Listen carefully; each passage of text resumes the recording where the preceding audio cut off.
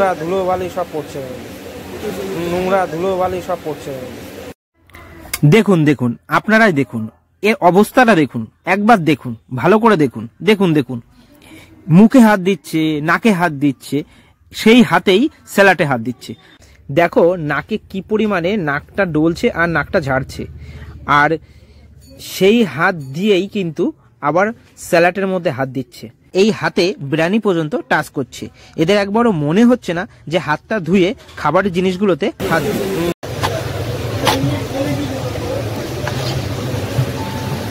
So hello বন্ধুরা, welcome back to my channel. সকলকে জানাই গুড মর্নিং।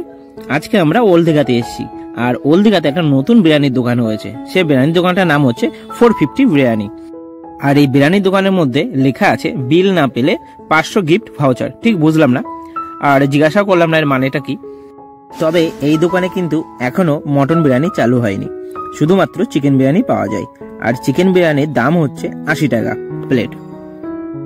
আর আমরা বিরিয়ানির হাড়ির সামনে আর বেশিক্ষণ ওয়েট করতে পারলাম না। ওনাকে বললাম, দাদা আপনি ঢাকনাটা সরান, আমরা একটু ভালো করে দেখব। উনি ঢাকনাটা সরানোর পরে দেখলাম বিরিয়ানির মধ্যে এত মশলা ইউজ করেছে। দেখুন, আপনারা দেখলেই বোঝা যাচ্ছে যে কত মশলা ইউজ করেছে। সাদা রাইস তো একদমই দেখা যাচ্ছে না, প্রত্যেকটা রাইসের মধ্যে পুরো মশলা আর মশলা ভর্তি। এনারা যে কন্টেনারগুলো দিচ্ছে তার সাইজগুলো দেখুন, এর থেকেও মনে হয় বড় সাইজ বড় ঠাকুরের পুজো হলে, পাড়ায় পাড়ায় কালী পুজো হলেও বড় দেয়। এতটা ছোট কন্টেনার দিয়েছে যে এর মধ্যে আলু আর মাংস পিসটায় দিয়াতেই ভরে গেছে। রাইস কতটুক ধরবে আপনারা ভালো করে দেখুন। একটা আলুর পিস আর একটা চিকেনের পিস দিয়েছে, কন্টেনারটা পুরোটাই ভরে গেছে। আর উপর দিয়ে দেখুন অল্প কটা রাইস দিলেই পুরো কন্টেনারটা প্যাকড আপ হয়ে যাচ্ছে। কন্টেনার একটু ছোট হয়ে গেছে, বুঝলো তো।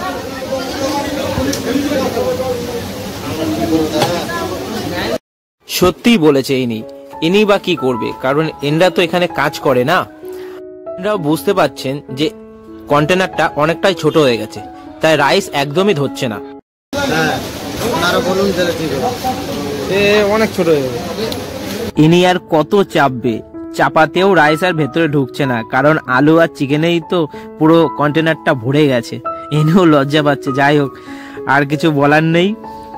এখন বিরিয়ানিটা খাওয়ার পরেই বোঝা যাবে যে বিরিয়ানির কোয়ালিটিটা কেমন করেছে।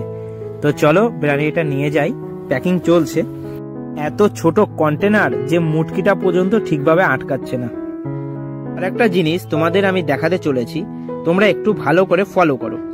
এই যে ভাইটা বসে আছে এই দোকানের স্টাফ, দেখো নাকে কি পরিমাণে নাকটা ডলছে আর নাকটা ঝাড়ছে, আর সেই হাত দিয়েই কিন্তু আবার স্যালাটের মধ্যে হাত দিচ্ছে। এমনকি এরা এই হাতে বিরিয়ানি পর্যন্ত টাচ করছে।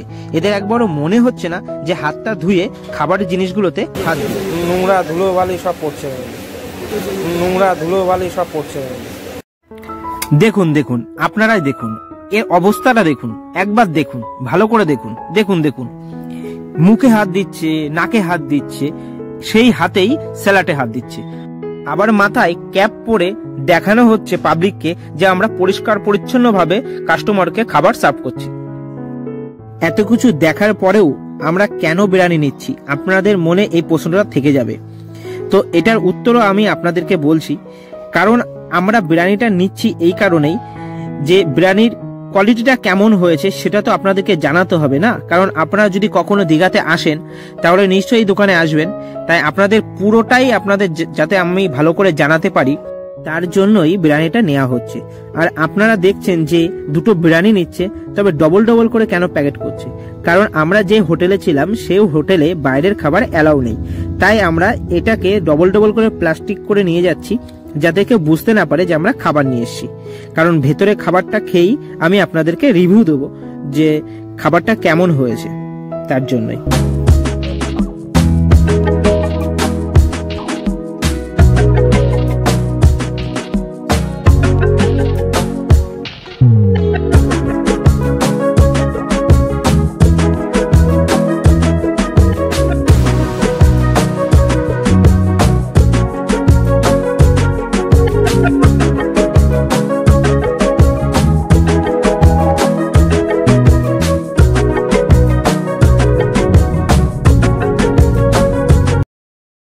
দেখুন বিরিয়ানিতে এত মশলা ইউজ করেছে যে বিরিয়ানিটা দেখেই ভুক্তি হচ্ছে না যে আমি খাই। আর পাশে যে স্যালাডটা রয়েছে সেই স্যালাডে তো হাত দেইনি, স্যালাড তো খাবোই না, কারণ আপনারা বুঝতেই পেরেছেন। এখন একটু মাংসটা ভেঙে দেখব যে মাংসটা কেমন নরম এবং সফট হয়েছে। তো অনেক 2-3 বার ট্রাই করেছি, করার পরে দেখলাম যে মাংসটা সেরকম নরম হয়নি। খাওয়ার পরে মনে হচ্ছে যে আমি মাখানো মাংস ভাত খেয়েছি, কারণ বিরিয়ানি বলে সেরকম মনেই হচ্ছে না।